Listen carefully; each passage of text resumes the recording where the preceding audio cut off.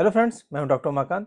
दोस्तों, छारसूत्र और छारसूत्र ट्रीटमेंट पे एक सवालों की सीरीज हमने शुरू की है, जिसमें बार-बार हम लोग अलग-अलग तरह के सवाल से जुड़े जो जवाब होते हैं, उनको देते हैं ताकि जो छारसूत्र ट्रीटमेंट है, इस पे हमारा जो विश्वास है और ज़्यादा प्रबल हो और ज़्यादा अच्छे से हो।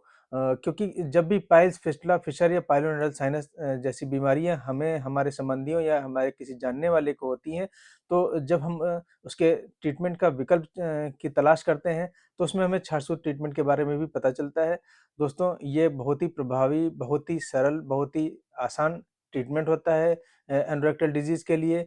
और इसमें जो बहुत अच्छी चीज़ें होती हैं, वो ये होती हैं कि ये चूँकि डे केयर का प्रोसीजर है, तो हम लोग को हॉस्पिटलाइज़ेशन से बचना होता है। हम अगले दिन से अपने सारे कामों को कर सकते हैं और इसमें हम लोग जितना अपना काम अपने फिज़िकली फिट रहते हैं, उतना ही हम लोग सरलता से ठीक हो जाते हैं।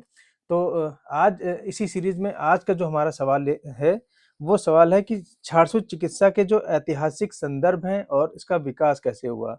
दोस्तों, हमने छारसूत्र के बारे में बहुत कुछ सुना है।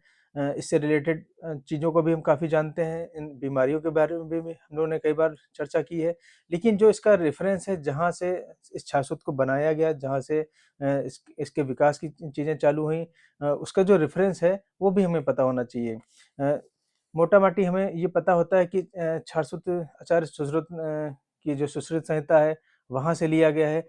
लेकिन अगर हम लोग इसको थोड़ा-सा डिटेल में समझेंगे, तो हमें छारसूत्र को और समझने और इसकी वैज्ञानिकता को परखने का मौका मिलेगा। चूँकि ये काफ़ी लंबे समय से इस्तेमाल होती आ रही है, लगभग 3000 साल से हमारे देश में छारसूत्र का जो यूज़ है, वो पाइल्स, फिस्टुला, फिशर और पाइलोनेडल साइनस जैसी रोगों में किया जा रहा है, भले वो किसी और नाम से किया जा रहा हो। तो इसी क्रम में मेरे हाथ में एक टेक्स्ट बुक है आयुर्वेद सर्जरी की, शल्य विज्ञान की, डॉक्टर आशीष पारिक की। इसका अगर हम लोग पेज नंबर 111 देखें, तो यहाँ पे जो छारसूत्र के बारे में दिया गया है, छारसूत्र में बेसिकली 2 चीज़ें हम लोग को अच्छे से समझनी चाहिए कि छारसूत्र किसने बनाने के लिए बताया और कहाँ पे इसका सबसे पहले इस्तेमाल किस तरह से बताया गया है। अगर हम लोग यहाँ पे इस रेफ़रेंस को अगर देखें, तो यहाँ पे आचार्य चक्रदत्त ने अर्श चिकित्सा में जो 5वाँ अध्याय है चिकित्सा का, उसके 148वां जो श्लोक है, उसमें इसके बारे में बताया है। और भेषज रत्नावली की अर्श चिकित्सा के 9वें चैप्टर में 271 का जो श्लोक है, वहाँ पे भी इसके बारे में बताया गया है। यहाँ पे छारसूत्र को कैसे बनाया जाए, ये बताया गया है। ये पूरा एक श्लोक है, भावितम रजनी चूर्णे स्नुहि क्षीरे पुनः पुनः। अ, एक सुदृढ़ धागा लेते हैं, जिसपे हम लोग हरिद्रा चूर्ण और स्नुई क्षीर की भावनाएँ देते हैं, अपमार्ग क्षार की भावनाएँ देते हैं। इस तरह जो सूत्र बनता है, उसको हम लोग अर्श और भगंदर की चिकित्सा में इस्तेमाल करते हैं। जबकि अगर हम लोग और आगे की बात करें कि इसका जो प्रयोग है, जैसे भगंदर में हम लोग यूज़ करते हैं, मतलब फिस्टुला में यूज़ करते हैं या साइनसेस में यूज़ करते हैं, वो सबसे पहले जिसका प्रयोग है, वो आचार्य सुश्रुत ने बताया है। सुश्रुत चिकित्सा के हम लोग 17वें चैप्टर में अगर 30, 31, 32 श्लोक को देखते हैं, तो वहाँ पे प्रॉपर जो हम लोग की कॉपर की प्रोब होती है, उसमें छारसूत्र को हम लोग पिरो के और फिर कैसे हम लोग जो फिस्टुला होता है, उसके ट्रैक को ट्रेस करते हैं। इन 3 श्लोकों में इसको बहुत अच्छे से व्याख्या की गई है। अ, हमारे जो आचार्य होते थे, वो जब भी किसी गूढ़ बात को कहते थे, सूत्रों के रूप में कहते थे। सूत्र इतने गहरे होते हैं कि इन पे हम लोग पूरी-पूरी थीसिस कर सकते हैं, पूरे शोध कर सकते हैं और कई बार हम इन पे चाहें तो पूरी किताबें या पुस्तकें भी इन पे लिखी जा सकती है। इसीलिए जो सूत्र होते हैं, वो एक फ़ॉर्मूला होता है, लेकिन हमको उसको अच्छे से समझना होता है।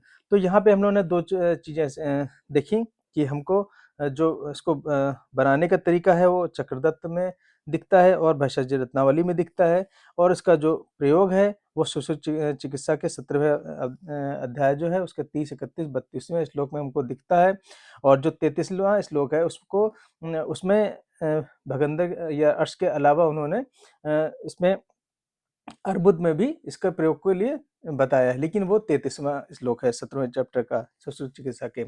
अब हम लोग बात करते हैं, जैसे हम लोगों ने प्राचीन काल की चीज़ों को समझ लिया कि प्राचीन काल में हमारा रेफ़रेंस इसका कहाँ से आया, कैसे इसको बनाना और कैसे इसको इस्तेमाल करना बताया। अगर हम लोग आगे मध्यकाल की बात करें, क्योंकि 3000 साल का समय काफ़ी लंबा होता है, तब जो हम लोग के फॉलोइंग आगे के जो वैद्य थे, जो आचार्य थे, उन्होंने इस जो चिकित्सा है उसको और अच्छे से अपने जो जो भी इससे संबंधित रोग होते थे उसमें उसका प्रयोग किया और निरंतर इसका प्रयोग होता गया। लेकिन जो एक समय ऐसा था जब सर्जरी की अवनति हुई, सर्जरी को बहुत ज़्यादा एक्सेप्टेंस समाज में नहीं मिलता था, क्योंकि ये बहुत ही क्रूअल ट्रीटमेंट माना जाता था, बहुत ही क्रूर चिकित्सा मानी जाती थी।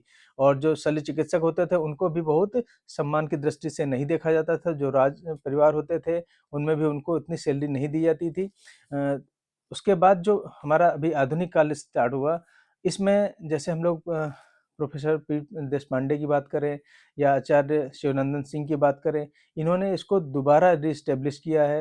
और इस पे जो सबसे ज़्यादा काम हुआ है वो आईएमएस बीएचयू में हुआ है, एनआईए में हुआ है, या जो हमारा गुजरात की यूनिवर्सिटी है जामनगर में हुआ है। लेकिन सबसे ज़्यादा अगर हम लोग इसमें काम देखेंगे तो हम लोग को बीएचयू के आईएमएस में ही इसका सबसे ज़्यादा काम मिलता है। और 20वीं शताब्दी में इन लोगों ने का इतना अच्छा इसको जो रीएस्टेब्लिश किया हमारे छात्रत्व को। और जब 1970 का दशक आया तो भारत सरकार का जो विभाग जब बना और आयुर्वेदिक कॉलेजेस में भी क्षारसूत्र का जो ट्रीटमेंट है वो स्टार्ट किया गया, उस पे वैज्ञानिक अध्ययन स्टार्ट किए गए, शोध स्टार्ट किए गए, रिसर्चेज स्टार्ट की गई। तब इसको हम लोगों ने फिर से इसको एक दोबारा स्टैंडर्डाइज किया गया है, ताकि जो हमारी प्राचीन चिकित्सा विधि थी इसको हम लोग जो आधुनिक समय है उसके अनुकूल बना पाएँ। अगर हम लोग बीएचयू या काशी हिंदू विश्वविद्यालय मतलब बनारस हिंदू यूनिवर्सिटी की बात करें और एम्स जैसे यूनिवर्सिटीज़ में जब इस पे क्लिनिकल ट्रायल भी आने लगे और इसमें देखा गया कि जो भी फिस्टुला होते हैं, एनल फिस्टुला, इसमें हाई एनल फिस्टुला की भी बात हम लोग करते हैं, इसमें जो रिलैप्स रेट है, जब भी हम लोग छाछ से ट्रीटमेंट करते थे तो इसमें रिलैप्स रेट बहुत ही कम होता था, रिकरेंस बहुत ही कम होता था और बहुत ही सुविधाजनक होती थी। पेशेंट को हम लोग डे केयर में भेज पाते थे और वो वीकली आके अपना छाछ चेंज करा के अपने दैनिक कार्यों को भी करता रहता था और एक गंभीर बीमारी से भी रोग मुक्त हो जाता था। और आधुनिक समय में जब इसको मान्यता की अगर हम लोग बात करें तो पहली बात तो आज के टाइम में पूरी तरह स्टैंडर्डाइज है और पूरी तरह वेरीफाई है। और डब्ल्यूएचओ ने और जो हमारा आयुष मंत्रालय है दोनों ही इसको वेरीफाई करते हैं। और इसका जो प्रयोग है आज हम लोग काफ़ी अपने यूनिवर्सिटीज़ हैं, कॉलेजेस हैं और जो हमारे आज के चिकित्सक हैं, जो हमारे आज के आयुर्वेदाचार्य हैं, वो भी इसको बहुत ही सरल तरीके से इसका छाछूत का उपयोग कर रहे हैं। पाइल्स, फिस्टुला, फिशर, पाइलोनेडल साइनस में हम लोग इसका बहुत ही प्रभावी और बहुत ही सरल उपचार देखते हैं।